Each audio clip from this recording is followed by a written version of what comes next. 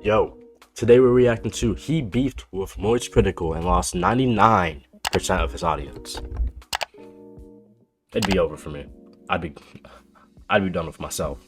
Def Noodles, 500,000 subscribers but only a few hundred views per video. The total collapse of his channel had been building for months beforehand, although the final nail in the coffin was an ill-fated beef with Penguin Zero, who also covered news and drama, although with one major difference: each creator's level of integrity. While Critical only covers topics that he's qualified to speak on, Def Noodles began to wreck his image by covering anything and everything with a sloppy, embarrassing, complete lack of research. For example, back when James Charles was being accused of grooming, I'm not gonna sit here and act.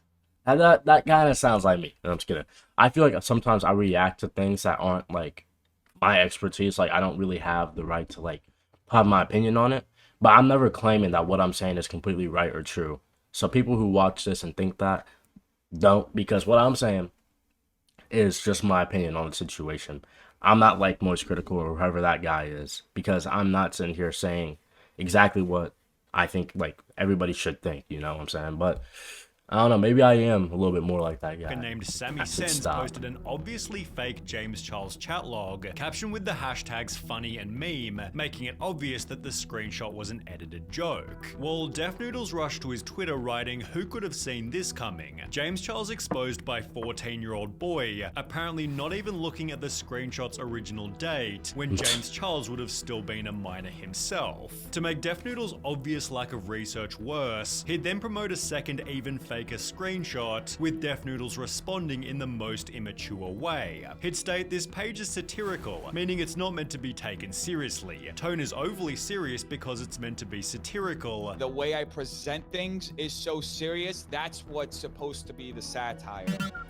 However, this move backfired terribly, as Keemstar would give Def Noodles a taste of his own fake satire. Def Noodles has allegedly groomed girls from ages 12 to 15. Big YouTuber source, Yeah, like that's not funny. You know what I'm saying? Like it would be funny if you covered something that's obviously a joke that can't harm anybody. Like, oh, recent news, squirrels are out here slapping people across the faces and having a photoshopped image of a squirrel slapping a human. That's satire. That's like, okay, yeah, people can see that as a joke. But when it's about an actual like person that can actually like mess up their career, that's not that funny. That's not that funny. Victims are scared of him and wish to stay anonymous but may come forward soon. Def Noodles has declined to give us a comment on these allegations made against him, with Def Noodles then responding to the mockery in another terrible way, by lawsuit. I'm now suing him to clear my name of these false allegations and to hold him accountable for knowing. Did you know he woke up and saw this and was like, I'm getting money for this one? No. Now you're getting exposed. You just walked straight into a trap that you didn't even know was set for you. It's crazy. And as summarized by a comment reading, he's been spiraling since the Keemstar lawsuit announcement. This is where Def Noodles' life completely fell apart. Because despite suing Keemstar for falsely tweeting about him being a pedo, Def Noodles went on to do this to another YouTuber named Papa Gut, while adding, "Put this MF on a watch list. He looks mad suspicious." Nigga, you look mad suspicious. What? Let's go back to what you look like, bro. Cause I know you ain't just coming out here and trying to say that. But nigga, you look like you touch kids. You have no room to be on this man talking about he looks suspicious. All I'm saying is, I wouldn't go up to a black guy, like a black creator stream, and be like, man, this guy looks like he enjoys chicken with watermelon. Goofy, like, no. Because I look the same exact way, you know what I'm saying? Like, so it's like, man, calm down. You know, you don't want to make accusations like that. When people called Def Noodles out for doing the same thing he was suing Keemstar for, Def Noodles claimed he hadn't wronged Papa Gut in any way because 1. My bio says comedian, 2. Since 2019 I've said I covered news as a joke and wasn't meant to be taken seriously, and 3. That's not something that you just say in 2019. That's something that you have to keep repeating. Like, not only in your bio either. It should probably be in your video. Like, if I was to make a video on a big creator saying that, oh yeah, they're a pedophile, go get them, you know, I'd put either at the beginning or middle, not end, because some people don't watch to the end. Beginning or middle of the video. This is all a joke. No one take this seriously. Yeah, most likely at the beginning, because at the same time, it's something that can be taken completely seriously off the bat, not even watch the video, you know? So it should be either in the thumbnail or in the beginning of the video, like, hey, this is all satire. Don't take any of this seriously. Don't go to this creator. It's all a joke, you know? Even then, you have to probably ask the creator for permission because that's still not something you should do to big creators. Looks like a pedo isn't an accusation, especially when they objectively look like a pedo. As a result, Papa Gut broke down live on stream. This is a joke. So like, see, like that's not even cool. That's not even good. Like, nice in the slightest. Like this man, he looks like a nice old man. He looks like a nice old man. But you just came out and was like, man, he looks like a pedo. Like that's not cool. That's not cool, bro. Like now he's probably getting comments saying, like it matters. If I was to say that, it would be like, who really cares? I have less than 400. By the way, 4 away from 400. Please. Thank you. But yeah, if I was to say that, it's like, okay, this man has less than 400 subscribers. No one's going to see this video like that. Doesn't matter.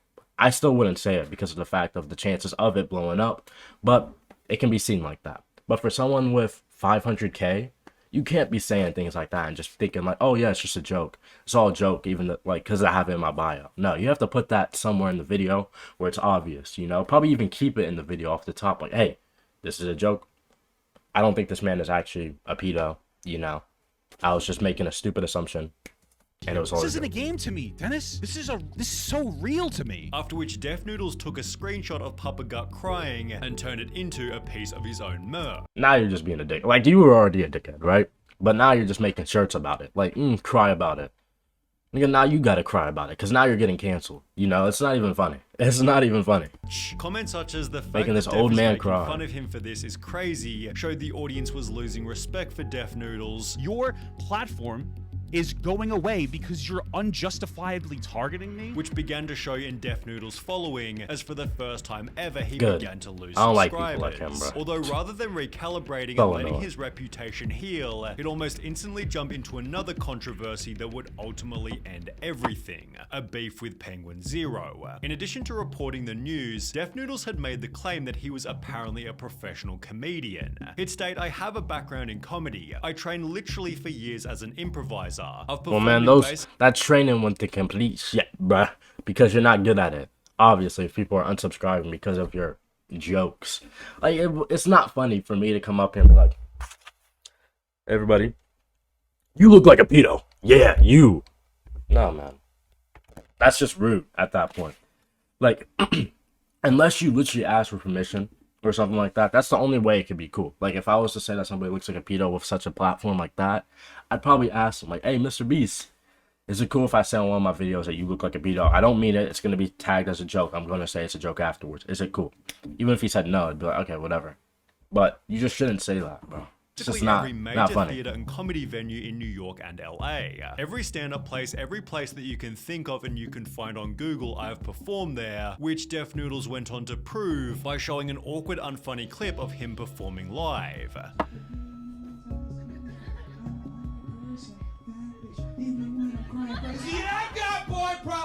Def Noodles clearly couldn't see that he wasn't as good as he thought. However, this didn't stop him from opening What was his own that? 50-person comedy club, christening the venue with an event called Super Roast Battle. It ran for an hour and a half and was streamed to a live audience on both Twitch and YouTube, leaving no space for mercy if the event was a total failure, and a total failure the event would certainly be.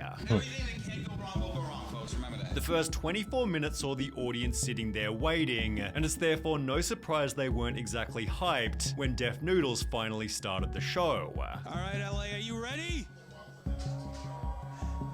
You ready?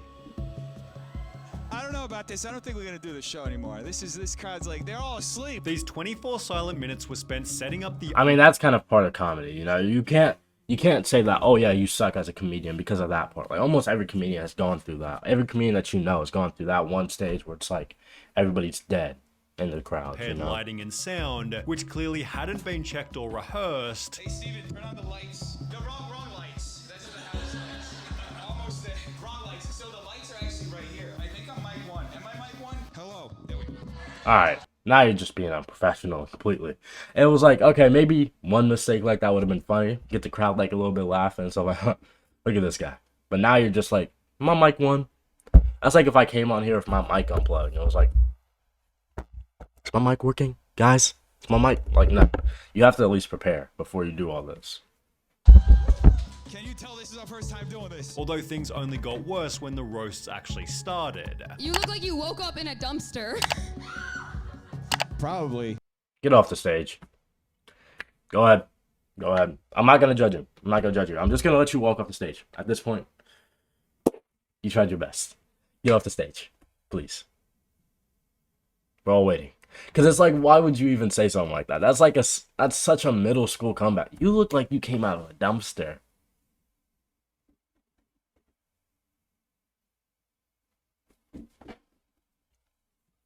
I digress.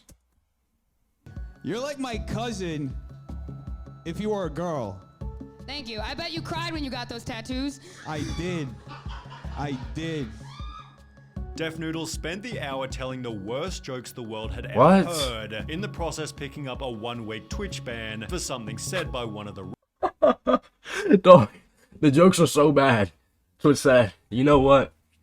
We listened to this live twice just to make sure we didn't like it. Get him banned. I took that from a TikTok, by the way. posters. But The no, event like, was they so actually heavily banned him. criticized by the How bad it internet. was. Def Noodles, this guy is just something else. I cannot believe what I just witnessed. I think I'm still trying to recover from it. This was honestly one of the more embarrassing things I've ever seen. Def Noodles convinced himself the show was successful since it started a trend on Twitter, although it seemed this attitude changed completely. When Penguin Zero uploaded, I've never seen something this horrible. Bro, imagine seeing your own, like, started thing on, like, a Penguin's thumbnail. Genuinely, if Penguins was to start a video, and I see my face in the video I'm reacting to, like, I wouldn't even watch it. I wouldn't even watch it. I would just turn off my phone. Like, it matters what the title was. If the title's like, oh, this creator might make it, or, oh, this creator's doing good, then I'd be like, yes, for sure, like, I'm about to share this without even watching the video. But if it was like, this needs to be stopped, I'm turning off everything. Like, I'm turning off my camera, turning off my laptop. I'm just gonna give up my dream completely. Because at that point, it's like Penguins has already got to you. There ain't no coming back from that. You know? Like, if it was Keemstar that said something about you, that's Keemstar. You know, that's Keemstar. You can come back from that pretty easily. Because all you gotta say was, bro, we know what you did. And then he doesn't have anything else to say. But when it's Penguins, a man that does not stutter when he talks, a man that has many cases of bringing down YouTubers because they deserve it, you're not making it, bud. You're not making it. It's over for you. It's over for your channel. You might as well just give up at that point. Anywhere. Track sales. Track sales. No. This was a complete fucking disaster on a level I haven't seen before. Imagine Juju Fire beans. Festival, but if it actually happened and was worse than anyone could have imagined. Critical gave a different take on why the show was a total failure. Nobody knew each other. Literally nobody. So all they can do is roast each other's appearance because they don't know them. Before offering a couple roasts of his own. Like, this is what happens at like a middle school lunch table. It's like Thank an you. episode of- That's what I was saying. Like, these are middle school roasts. You come up, man, you look like you came out of a dumpster. Ooh, got him with that one. No, like, you can't be saying that if you're over the age of 18. If you say that over the age of 18, your life is cooked. You know, don't be saying that. SpongeBob. Hey, so what's up with salt shakers? Oh, brother, this guy stinks. However, Oh, Def Noodles brother. couldn't handle his basic criticism, as he'd respond with his own video titled My Apology to MoistCritical for First Super Roast Battles. Def Noodles spent the video sarcastically pretending he wasn't hurt. Greatest crime that I committed was to have caused the great MoistCritical to cringe. Would like to extend my sincerest apologies for causing you to cringe while watching my roast battle. I am sitting here ludicrously buckling to my knees, self-deprecatingly acquiescing to the oh-so-great MoistCritical. Joking he deserved the highest form of punishment for his failed comedy show. Not only should I have been arrested and sent to the gulags, but I should have also been forced to live the rest of my miserable existence being waterboarded while baby. I mean, I see what he's doing, and it's not, like, terrible. You know what I'm saying? Like, he's using the fact that someone big, like, commented on one of his videos, even if it's bad. It's like, you take advantage of that as a small creator. You see something like, if Mr. Beast was to come on my video and be like, man, this stupid black kid, he ain't never gonna make it.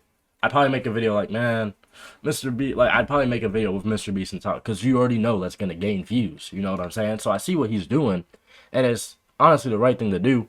But I guess it's gonna go wrong because of the fact that Sunny V2 is mentioned in the first place. He's on loop at max volume in the background, and 2 CIA torture experts electrocute the tip of my penis with tweezers. In the 6 hours that followed, Def Noodles received a 90% dislike ratio, a loss of 3,000 subscribers, and thousands of comments. No, bro, 90% is crazy. I've had 90% on a video. I didn't think I'd ever admit this on like a video, but I've had 90% dislikes. And I think it was on a video. I think it was on a Sunny V2. Yeah, it was on a Sunny V2 video when it was talking about podcasts and stuff, because I guess I didn't talk enough in that video, which is why if you see me now talking a lot, it's because of that. I take notes from what I fail in, I guess. But yeah, people did not like that. It got like 10 to like 10 likes and like 70. No. I can't remember. But I just remember it was a 90% difference, and it was bad. Like, I almost stopped recording after that. So you know this has to be him. Especially since you thought it was going to be funny. But the layers of actual self-pity and insecurity make this very hard to watch. You can tell Charlie hurt his feelings. This is cringier than the roast battle itself, so much that Critical came back to spank him again. This is going to be me talking about his response video, which I think is a very important lesson in how not to handle controversy. However, the most notable announcement for the previous 2 videos was that Def Noodles had doubled down by scheduling another roast battle. The only way for me to make this situation right again is to produce another roast, which somehow became even worse than the first one. Alright, so Def Noodles hosted another one of his roast battles, and he somehow outdid himself. I could not believe what I was watching. I've never seen anything like this. Because rather than casting a bunch of local comics, Def Noodles chose to invite his mortal enemy Salvo Pancakes, who filled the audience with his fans who were there to cause some chaos. The audience sat there waiting even longer than the first battle, and when Def Noodles finally walked out from the back, his roasts were physical rather than verbal.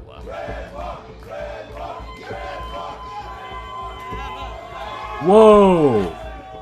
Hey, bro, you guys might as well be boxing at this point. What the heck? When he said physical, I thought he was gonna be like, hey, man, you're fat or something like that. He just pushed him off the stage. I would have crashed out. I would have crashed out. Like, what? You don't... Nah, if I just came here for you to bring up your channel again, and you pushed me off the stage, yeah, it's over. It's over. Just thinking about it, it's over. I'm getting my BB gun. No, not my BB gun. I'm getting my splat gun. You know, the water gels. And the whole place is getting lit up.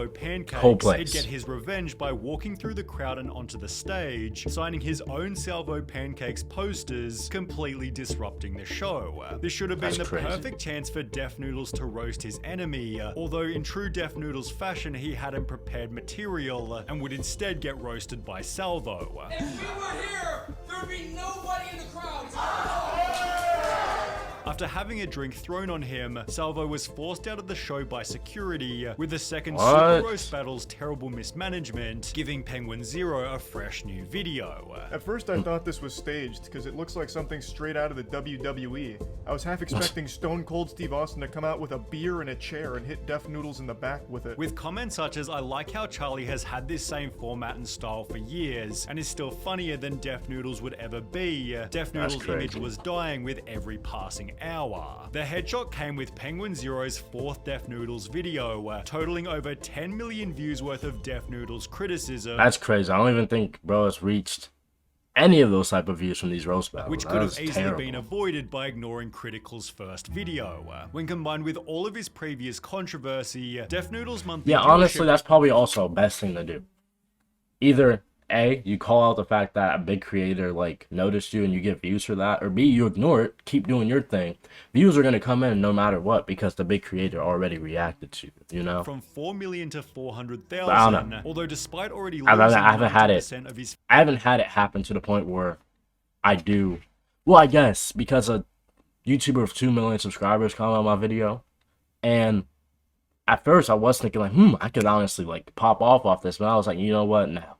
Because that would be cringy. I'm not going to do it. I'm just going to keep doing my thing. And honestly, I've been doing good since then.